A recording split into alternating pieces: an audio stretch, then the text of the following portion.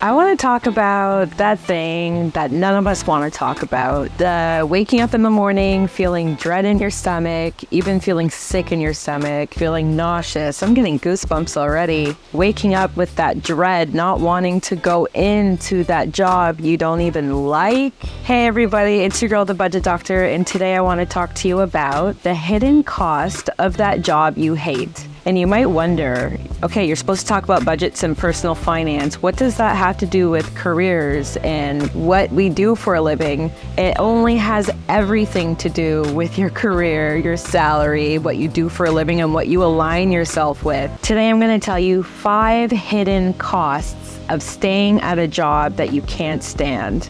And it sounds so obvious. Well, at least to me, it sounds obvious. Your body tells you, your spirit tells you, like the signs are everywhere. And it's only obvious to me because I've already been through it, right? The first one is it drowns out your inner purpose.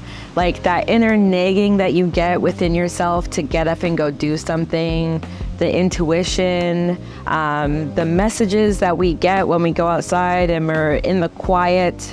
You don't get a lot of time for quiet when you hate your job because you're constantly in survival and thinking about what you can do to make yourself feel better. So it ends up drowning out your feeling of having any sort of inner purpose to guide you and drive you to go do things that you actually would want to do and would actually fill you up, fill you up like right here. The second hidden cost would be spending to distract. Oh my gosh. And looking back, it feels so clear to me why I spent and even ate the way I did when I worked at jobs I didn't love. Just even working downtown and working in environments where everybody is disassociated. Everybody's eyes are glossed over. We're all running through the path in Toronto like ants, just trying to find the latest lunch special and trying to find our way to distract ourselves so that we don't have to think about the fact that we have to return to the same job after the lunch break. I have been there. And it is spending to distract. Every single day, I would walk myself to a bakery or I would walk myself all the way to Queen West just to shop. And the shopping, looking back, it was such a Band-Aid. I was trying to cover up the fact that I wasn't really filled in any other way. So what fills you superficially? Looking good. So it's unfortunate, but a lot of my money went to spending to distract. Number 3, the separation of your own values and the not even being able to identify with your own values anymore, which impacts your spending and it impacts where your money is going. One thing that I personally have realized that I have a difficult time with would be meeting with coworkers after work hours. And especially growing up in my earlier career days, it felt like something that I had to do, like not something I wanted to do. And it's not because I thought I was better than anybody else. And it's not like none of that. It's simply the fact that I didn't understand enough about myself and my values that so much of me comes out when I'm working and providing work and doing the work for another business or what have you. And I don't even have the mental capacity. I don't have the mental spoons. I don't have the social battery, whatever you want to call it, to be able to engage in actual conversations. So when I used to do that, I was overstimulated all the time, broke from going to happy hour. I was constantly pitching to, everybody's splitting the bill, but everyone's been drinking. And, so much of my money went towards that lifestyle and it didn't even align with who I was. But it was because I was subscribing to values that were not mine, but values that were given to me for the sake of team culture and things that ultimately fulfill the company's purpose, but don't fulfill mine. So spending without intention, it would definitely be a major hidden cost to staying at a job that you don't like. The 4th hidden cost of staying at a job that you do not like would be the destruction of your self-worth. And you're wondering, how did you get so deep? How did you get from spending numbly and spending without intention to literally your destruction of self-worth? And that is because imagine you're staying at a job that you don't like to fulfill what? To do what? To impress people you don't like with things that you don't need. It's ultimately letting other people tell you what you're good at, give you work according to what they feel like you're good at, and therefore be able to knock you down from things that even you think you're good at, but they no longer think you're good at that thing. And the way feedback is framed to you, like everything is in the best interest of the company. Of course, that's how it works. But what about yourself as a person? What about your self-esteem, your feelings of self-worth, and what you're able to contribute to this world? That is a major reason why I started The Budget Doctor. I felt like, hey, look at me. There's so many things I want to try. Hey, can you give me the opportunity? No, that's for such and such who's been here for 5 more years longer than you. It's those fake rules, those rules that we tell ourselves are normal within the workplace that aren't really normal. So in order to keep myself from bursting, I had to literally go create an opportunity where I could do the things that I was asking to do at a job that I didn't even quite enjoy being in. But again, it's a lesson. It's definitely a hidden cost. And even when you separate yourself from a job that has impacted your self-worth, it takes a very long time to rebuild everything that was destroyed or sort of assimilated to the culture that you were coming out of, the work culture that you were coming out of. And 5, the 5th hidden cost would be the environmental trap. Like I talk all the time about how your environment dictates your thoughts, your actions, your mind,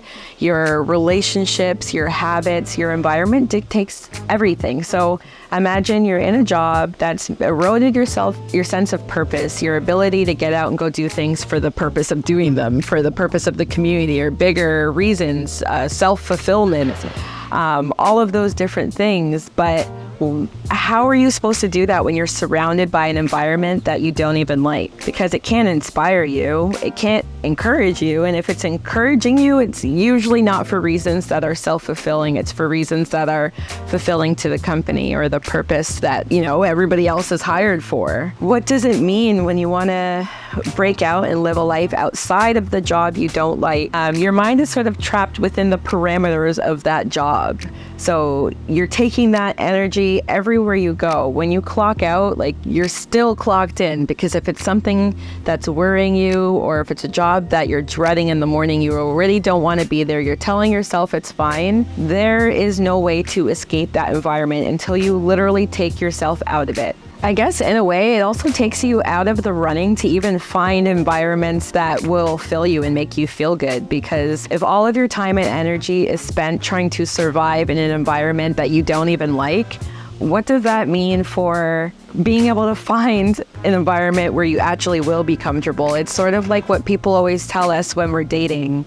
Like, you can't block your blessings by staying in a relationship that's no longer beneficial to you, because if you are, you're reducing your chances of finding that opportunity that actually is, or that person that is beneficial to you, or that will actually work well with your life and your values and what you want to do and contribute to this world.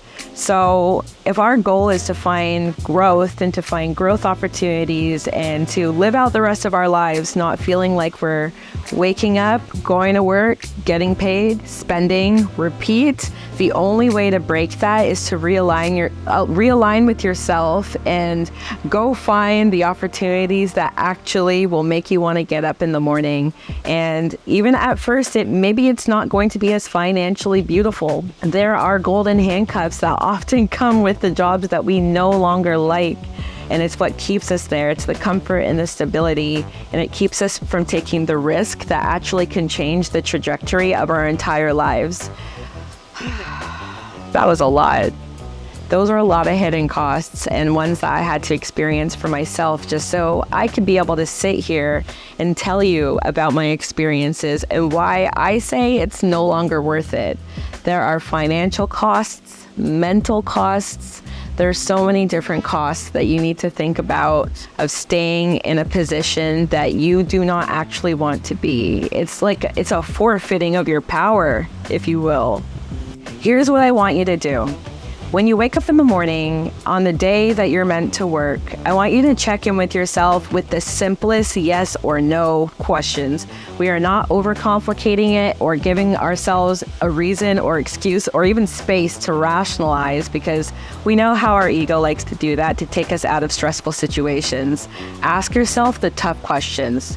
Do I want to be there today? Where would I be if I didn't have to be there today?